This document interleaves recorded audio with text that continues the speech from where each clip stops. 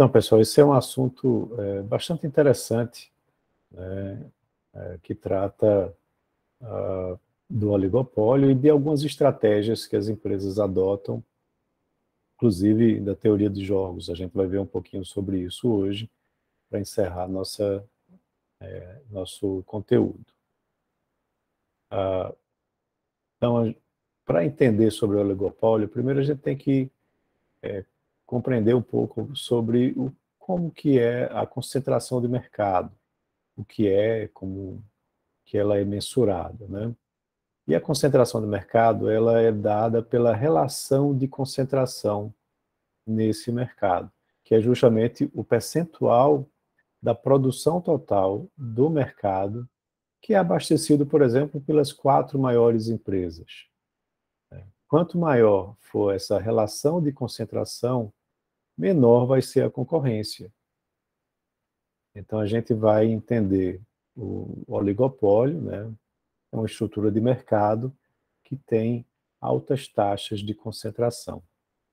Para vocês terem uma ideia, esses são alguns exemplos de concentração de mercado lá nos Estados Unidos. Bolas de tênis, por exemplo, é praticamente um único fabricante. Você tem cartões de crédito muito concentrado dentro de 4 grandes fornecedores, pilhas, refrigerantes, ferramentas de busca. Então, todos esses itens têm uma forte concentração na mão de poucos, né, players lá no mercado americano. E o mesmo se repete aqui também no Brasil. Então, o oligopólio representa a estrutura de mercado em que você tem poucos vendedores oferecendo produtos similares ou idênticos. Então, tem mais isso. Não são produtos diferentes, né? São similares. E o comportamento estratégico no oligopólio, ele se baseia onde a decisão da empresa sobre o preço ou quantidade vai afetar outras empresas que vão reagir. Tá? Então, a empresa vai considerar essas reações ao tomar suas decisões. E aí existe, né, o que a gente chama de teoria dos jogos, que é o estudo sobre como as pessoas e as empresas se comportam em situações estratégicas. A gente vai ver isso mais detalhado. Então, imaginem aqui esse exemplo, né, da telefonia móvel, né, em uma cidade chamada Small Town. Lá tem 140 moradores e o bom serviço de telefonia celular, né, com acesso ilimitado e telefone gratuito. Tá? Então, você tem um cronograma aqui de demanda, né, com preço de 0, todos os moradores vão querer, né, com preço de 5, 130, vai diminuindo, né, à medida que o preço aumenta. Tá? Estou corrigindo aqui, 35. E aí você tem 2 empresas, a T-Mobile e a Verizon, né, são as 2 únicas, representando aí um duopólio, né, que seria um oligopólio de 2 empresas, e os custos de cada firma, né, são o custo fixo de 0 e o custo marginal de 10. Tá?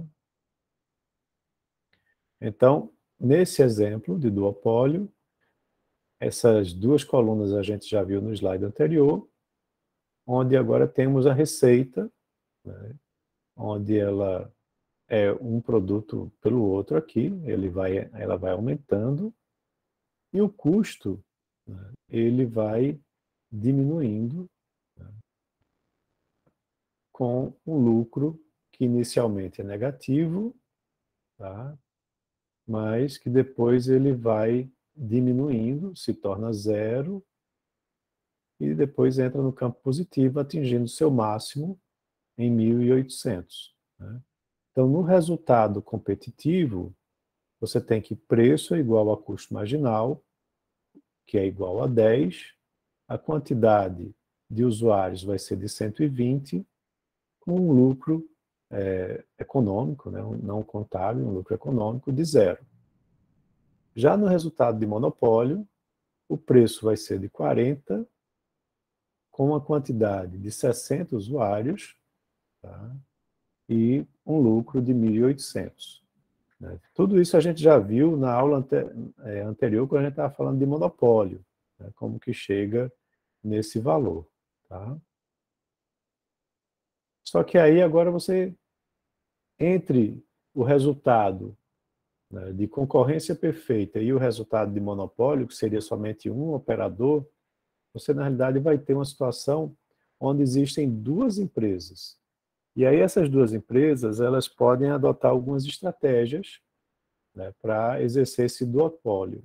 Tá? A primeira é a do conluio, onde você tem um acordo entre as empresas a respeito das quantidades a serem produzidas ou a respeito dos preços a serem cobrados. Então, a T-Mobile e a Verizon poderiam concordar, né, poderiam chegar a um acordo para que cada uma fabricasse metade da produção do monopólio. Tá? Então, a gente viu que na quantidade de monopólio seriam 60, e aí você vai ter 30 para cada empresa, com o preço de 40, né? Esse preço de 40 aqui, porque é 60 no total, e com o lucro a ser dividido de 900. Cada uma levaria 900. Já na solução de cartel, esse grupo de empresas iria agir conforme esse acordo, né? E aí T-Mobile e Verizon teriam um resultado em conspiração. Só que aí agora a gente vai ver o conluio quando comparado quando as empresas agem por interesse próprio, certo?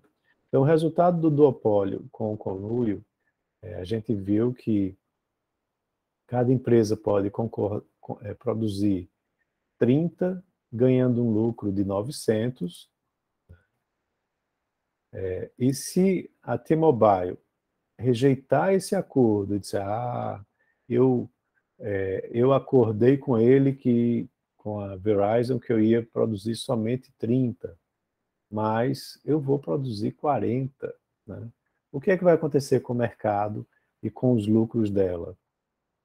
E é do interesse dela, da T-Mobile, rejeitar o acordo? Pois é, se as duas empresas rejeitam o acordo e ambas produzem 40, como é que fica o lucro de cada empresa? Certo? Então, aí é que está. Se ambas as empresas mantiverem o acordo, o lucro de cada firma, como a gente já viu, ficaria em 900. Tá? Agora, se a T-Mobile rejeitar, né, esse acordo e produzir 40, a quantidade de mercado ela vai agora de 60 para 70, o preço vai cair, olha que importante, para 35, aí o lucro da T-Mobile vai para 40 vezes 35 menos 10, que é o custo, vai ser de 1.000. Tá? Então, o lucro dela, na teoria, vai ser maior se ela rejeitar o acordo. Só que o que acontece? A Verizon pode chegar a essa mesma conclusão. E aí, nesse caso, as duas empresas vão rejeitar, cada uma vai produzir 40, e a gente, ao invés de ter o equilíbrio de mercado em 70, né, quando uma só rejeita, vai agora ter um equilíbrio de mercado de 80, com um preço de 30, para todas elas. Então, o lucro de cada empresa passa a ser 40 vezes 30 menos 10, que é de 800, e que é menor que os 1.000 e menor também que 900, que seria a situação onde as empresas estavam entrando em acordo e cumprindo o acordo. Tá? Então, esse é o problema. As duas empresas estariam melhor se ambas mantivessem, né, o acordo do cartel. Tá? mas cada empresa tem incentivo para rejeitar esse acordo, né? Renegar, rejeitar esse acordo.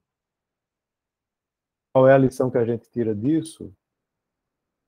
É que é difícil para empresas oligopolistas formar cartéis e também honrar os seus acordos. Tá? E aí você tem agora o equilíbrio de oligopólio, né? Se cada empresa produzir 40, a quantidade de mercado fica em 80, com preço de 30, vai dar um lucro cada firma de 800. E agora, é do interesse da T-Mobile aumentar a produção ainda mais, né, para 50, e é do interesse da Verizon aumentar ainda mais a produção para 50. Pois é, o que vai acontecer? Cada uma produzindo 40, o lucro é de 800. Se a T-Mobile aumenta a produção para 50, você vai ter agora uma nova quantidade de equilíbrio, que é de 90, e um preço de 25. O lucro dela vai para 750. Veja só que o lucro dela é maior com a quantidade de 40 do que com a quantidade de 50. E o mesmo se aplica para a Verizon. Né? Então, a coisa tem limite. Né? Então, aí é onde surge o equilíbrio de Nash, né, que vocês já devem ter ouvido falar. É uma situação em que os participantes que estão interagindo entre si escolhem sua melhor estratégia, dadas as estratégias escolhidas pelos demais agentes. Então, nesse exemplo de duopólio que a gente viu, você tem um equilíbrio de Nash, onde cada empresa produz a quantidade de 40. Tá? Então, dado que Verizon produz 40, a melhor decisão, a melhor jogada da T-Mobile é produzir 40. Que a gente viu, se ela produzir 50, ela vai perder, vai diminuir o seu lucro. Tá? E dado que a T-Mobile produz 40, a melhor jogada para a Verizon é produzir também 40. Certo? Vocês estão entendendo, pessoal? Alguma dúvida? Tranquilo até agora. Ótimo, então vamos continuar.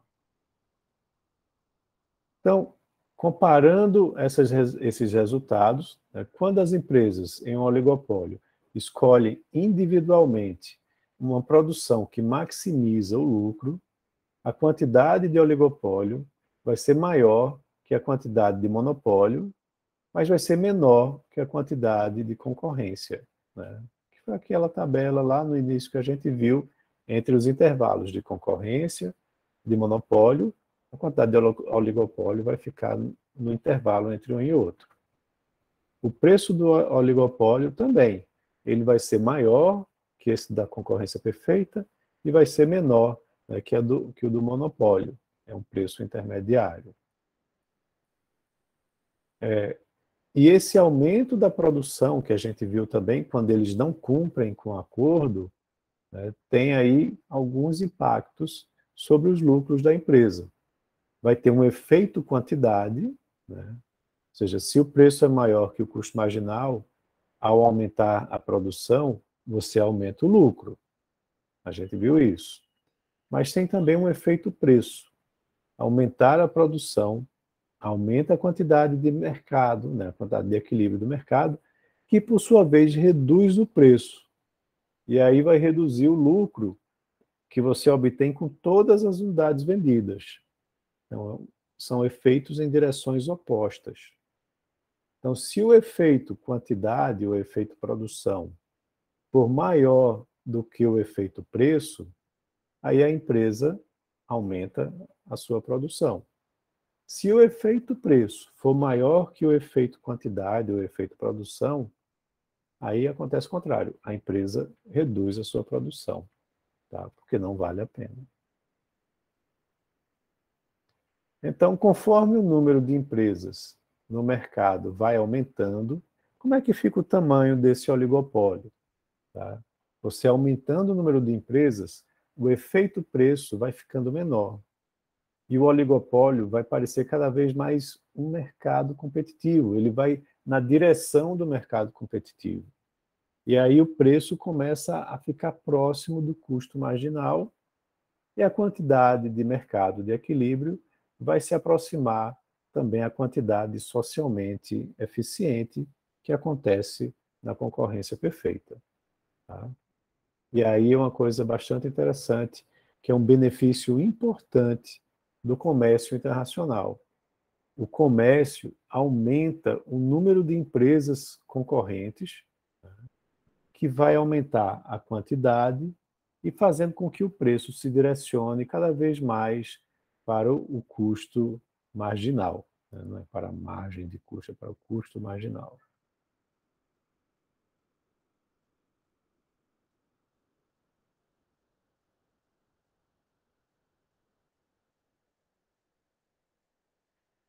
Ok?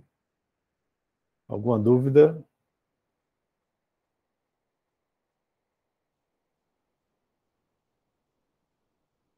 Então vamos continuar, já está tranquilo. Vamos agora então falar mais sobre teoria dos jogos, né? A teoria dos jogos vai ajudar a gente a entender o oligopólio e outras situações em que jogadores, né, interagem e se comportam de forma estratégica. E aí você tem uma estratégia, tem algumas definições, né? A estratégia dominante e o dilema dos prisioneiros. Já devem ter ouvido falar disso. A estratégia dominante, ela representa a melhor estratégia para um jogador em cada jogo. Isso independente das estratégias escolhidas pelos demais jogadores. Tá? Então, você, pensando sozinho, né, você vai definir, diante do cenário, qual é a sua estratégia que traz o seu melhor resultado. É a estratégia dominante.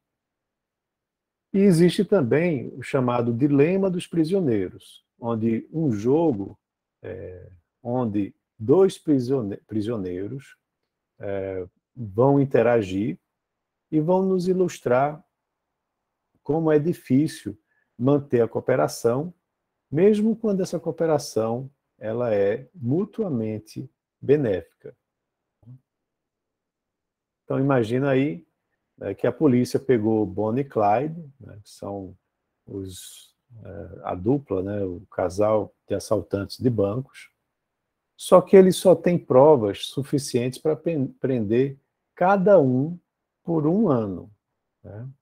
Então a polícia vai, interroga ambos em salas separadas, isso é importante, e propõe para cada um, né, o seguinte acordo: se você confessar e acusar o seu parceiro, você vai ficar solto. Se não confessar, mas o seu parceiro acusar você, você vai levar 20 anos de prisão. Se os dois confessarem, cada um vai receber 8 anos de prisão. Então a gente pode montar isso, né, num jogo, onde você tem aqui as decisões de Bonnie e de Clyde entre confessar ou permanecer em silêncio. Confessar, permanecer em silêncio. Né? E, nesse caso, quando você vai olhar, a estratégia dominante para os dois jogadores é confessar, certo? Por quê?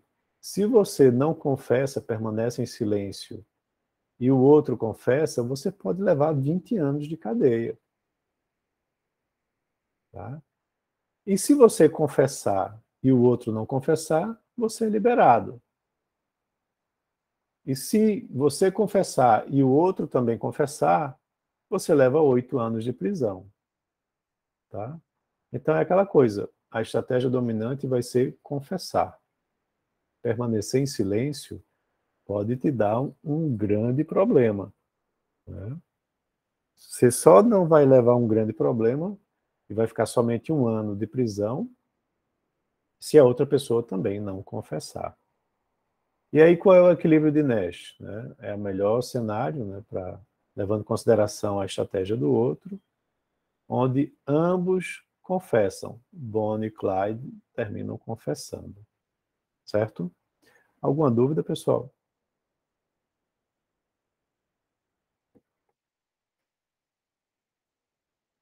Então, vamos lá. Então, qual é o resultado? Bonnie e Clyde confessam, cada um recebe 8 anos de prisão, e a gente viu que, na realidade, o melhor cenário seria se os dois permanecessem em silêncio, porque só levaria 1 ano de prisão. Mas, se Bonnie e Clyde tivessem combinado antes de serem presos, de permanecer em silêncio, essa lógica do autointeresse tomaria conta, né, e poderia levá-los a confessar.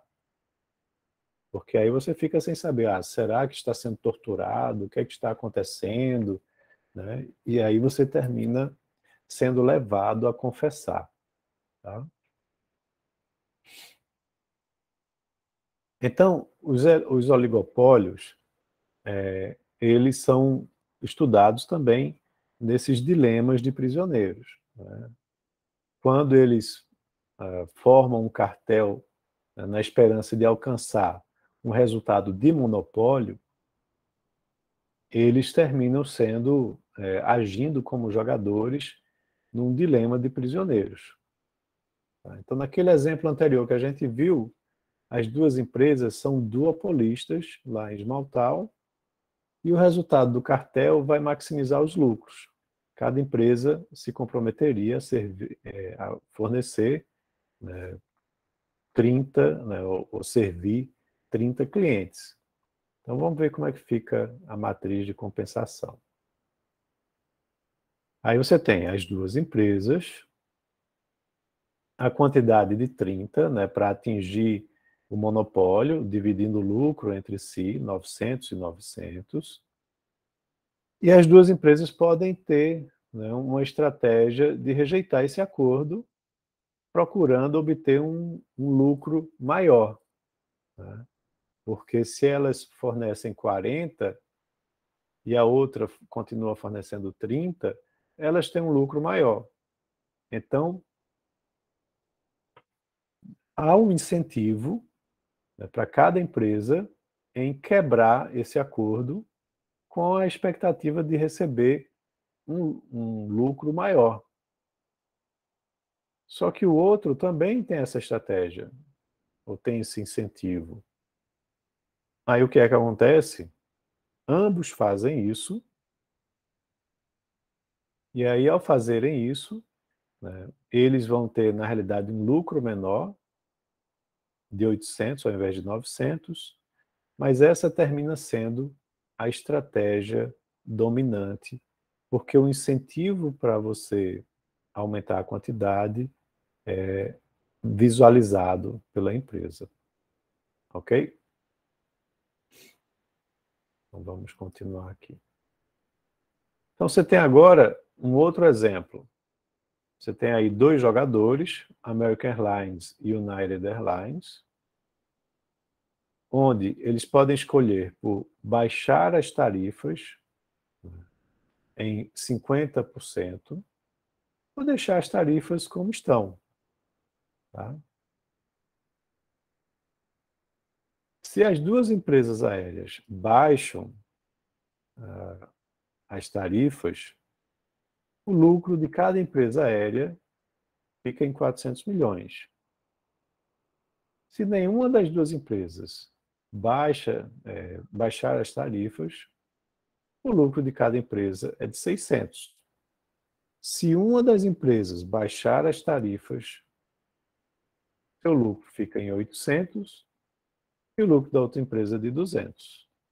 Então, como que a gente pode encontrar aí o equilíbrio de Nash? O que é que vai acontecer? Ambas vão reduzir as tarifas. Tá? Porque se você não reduz a tarifa e o outro reduz, seu resultado cai, de 600 para 200. E se você reduz a tarifa e o outro também reduz, você perde, né, sua receita cai de 600 para 400, mas pelo menos não cai tanto como cairia para 200. Então, as duas empresas são levadas a reduzir as suas tarifas, né, nesse equilíbrio de Nash. Ok? Então, você tem aí outros exemplos também de dilema dos prisioneiros. Guerra de anúncios, onde duas empresas gastam milhões em anúncios de TV para roubar negócios uma da outra. Então, cada anúncio da empresa vai anular os efeitos da outra e os lucros de ambas caem pelo custo dos anúncios. A Organização dos Países que Exportam Petróleo, né, a OPEP, esses países membros tentam agir como um cartel, concordando em limitar a produção de petróleo para aumentar os preços e lucros. Mas, às vezes, esses acordos são quebrados, né, quando países individualmente rejeitam o acordo. Corrida armamentista, né? Ou seja, seria melhor que cada país se desarmasse, mas cada um tenta adotar uma estratégia dominante de justamente se armar. Também o uso de recursos comuns. Seria melhor se todos conservassem os recursos comuns, mas a estratégia dominante é de você usar em excesso os recursos, porque é aquela coisa, se eu não usar, o outro vai usar. E aí todo mundo termina usando em excesso. Como é que isso se relaciona com o bem-estar social? Essa falta de cooperação no equilíbrio de oligopólio, ele é ruim para as empresas do oligopólio, evita que atinjam os lucros que existem no monopólio, quando eles fazem o conluio, né, a combinação. E aí o que é interessante, esse resultado é bom para a sociedade, porque você termina aproximando tanto a quantidade como o preço para aquele nível de concorrência perfeita, certo? Então termina ficando mais próximo da eficiência social. Então, em dilemas de prisioneiros, a incapacidade de cooperar, na realidade, pode reduzir o bem-estar social, como a corrida ao armamento, o uso excessivo de recursos comuns, né? Ou seja, isso também pode funcionar, né, de maneira negativa, tá? Porque o desarmamento seria preferível. E você também poupar os recursos escassos seria preferível, mas tanto os países na questão armamentista como as pessoas nos recursos comuns terminam optando pela estratégia dominante e o resultado é pior para o bem-estar social, certo?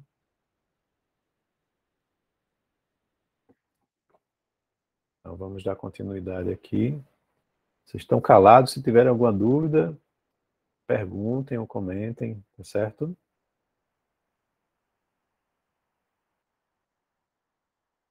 Vamos ver agora outro exemplo, né? Campanha de anúncios negativos, certo? Então você tem uma eleição aí com dois candidatos, né? Ele bota aqui R e D, mas a gente sabe, né, que são republicanos e democratas.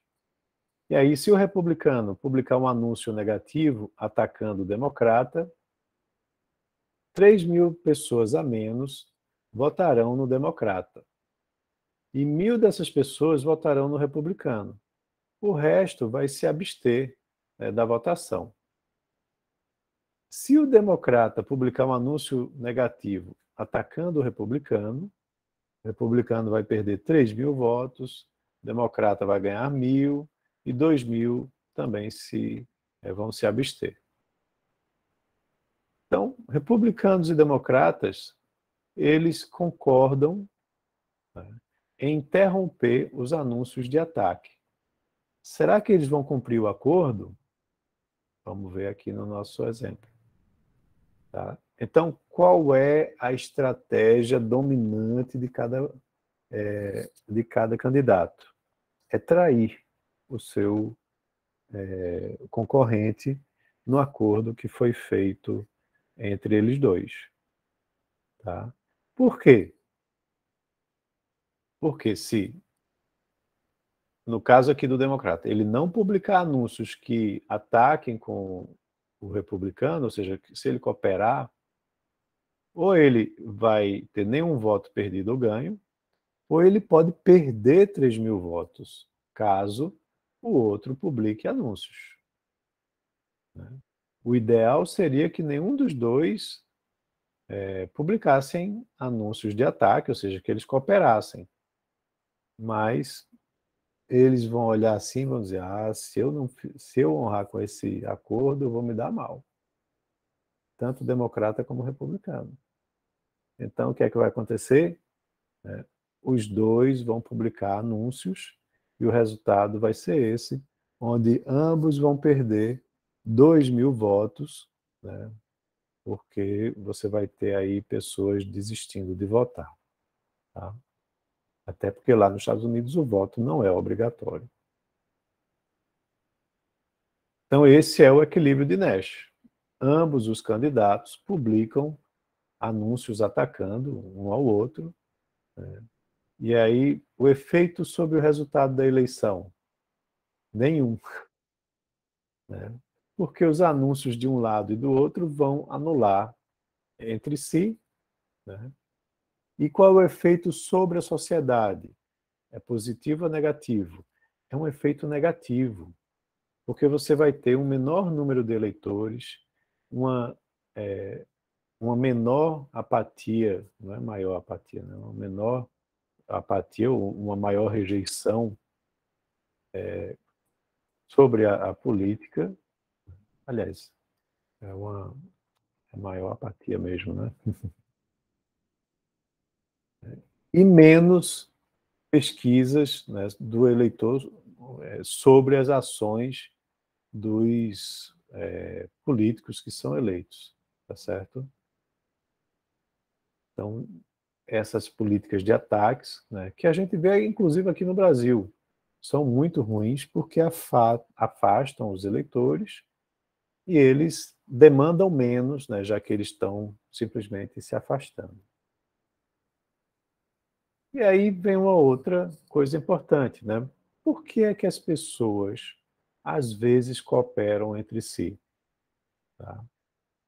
Isso acontece ou pode acontecer quando o mesmo jogo é repetido diversas vezes. Tá?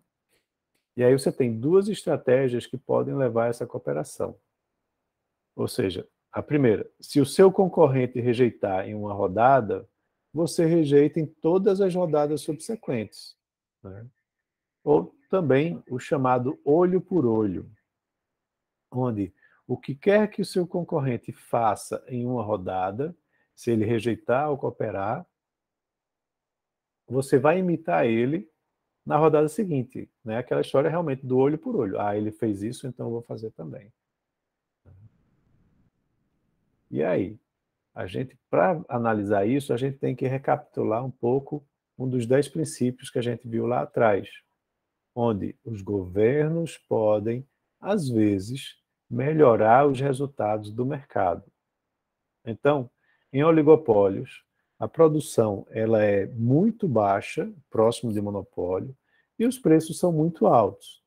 Né? Isso em relação àquele ideal social que a gente estava vendo. Então, os formadores de política podem promover a concorrência, impedir a cooperação, né? Trazendo aí o resultado do que estava no oligopólio mais próximo para um resultado eficiente. Tá? E aí lá nos Estados Unidos, aqui no Brasil também você tem leis antitrusts, né? Onde você pode proibir o conluio entre concorrentes oligopolistas, você pode também reforçar os direitos dos indivíduos que são prejudicados por acordos de conluio. Aqui você tem, né, o CAD, que justamente analisa e determina se é possível, por exemplo, empresas se fundirem ou uma empresa adquirir outra, para justamente tentar combater isso. Tá? Agora, a maioria das pessoas concorda que os acordos de fixação de preços entre essas empresas concorrentes devem ser considerados ilegais. Alguns economistas preocupam-se que os criadores de política, né, os políticos, aí muitas vezes vão longe demais usando leis antitrust para reprimir práticas de negócios que não são necessariamente prejudiciais, né, e podem ter objetivos legítimos. Tá? Só queria lembrar uma coisa para vocês. Né? Esses últimos dias a gente está vendo uma discussão no Congresso, onde estão querendo empurrar para o ano que vem ou vetar o reajuste das contas de energia elétrica. E ali você tem, na realidade, não é nem um oligopólio, você tem realmente um monopólio, onde cada estado tem uma empresa, né, tem um único fornecedor, e que, inclusive, grandes grupos, né, representam, como a Neoenergia, por exemplo, em vários estados aqui. Então, isso é meio problemático. Né? O governo, às vezes, quer corrigir alguma coisa, mas faz da maneira errada. O que é que ele deveria fazer? Promover o mercado livre, né, ao invés de querer interferir no preço. E é justamente isso aqui, ó. É o que a gente estava vendo. 3 dessas práticas que são utilizadas.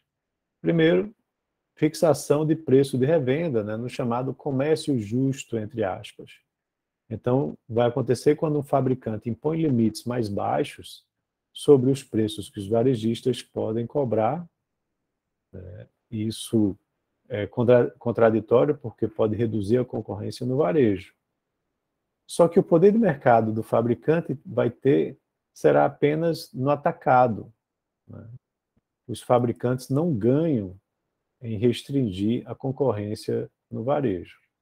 Então, essa prática tem um objetivo legítimo, que é impedir lojas de descontos de aproveitar dos serviços prestados por varejistas, né, que têm um serviço mais completo. Segundo, determinar preços de forma predatória. É quando uma empresa reduz os preços para impedir a entrada ou expulsar um concorrente do mercado. Isso é chamado também de dumping, né? Para que possa cobrar preços de monopólio mais tarde. Então, isso é ilegal, né, de acordo com as leis antitrust, mas é difícil para os tribunais determinar quando essa diminuição de preço é predatória ou quando ela é competitiva, porque a empresa é mais eficiente, né, e que viria como benefício para os consumidores. Então, muitos economistas duvidam que a guerra de preços seja uma estratégia racional. Em geral, muitos falam que trata-se de vender com prejuízo, o que é caro para uma empresa. E, às vezes, esse tiro pode sair pela culatra. Terceiro, a questão das vendas casadas. Né? Isso ocorre quando o fabricante vai amarrar 2 produtos e os vende por um preço. Como a Microsoft, por exemplo, que inclui um navegador com seu sistema operacional. Então, os críticos argumentam que essa venda casada oferece mais poder de mercado às empresas, ligando produtos fracos, que seria o navegador, com produtos fortes. Já outros, em contrapartida, dizem que a venda casada não pode mudar o poder de mercado. Os compradores não estão dispostos a pagar mais por 2 produtos juntos do que de forma separada. Então, as empresas podem usar essa venda casada para discriminação de preços, o que não é ilegal e que às vezes aumenta a sua eficiência econômica. Então, para a gente concluir, tá, os oligopólios eles podem acabar parecendo monopólios ou podem ficar muito próximo, né, dos mercados competitivos. Vai depender do número de empresas e como elas se comportam, né, como elas cooperam entre si. Então, o dilema dos prisioneiros mostra como é difícil para as empresas né, manter essa cooperação, mesmo quando isso é feito para o seu melhor interesse, né? Ou seja, quando ela está agindo em prol de si mesma. E aí os idealizadores de políticas usam essas leis antitrust para tentar regular o comportamento dos oligopolistas. E o próprio escopo dessas leis é objeto, né, de uma polêmica, né, que sempre está acontecendo, certo? Então é isso, pessoal. Alguma dúvida com relação ao material?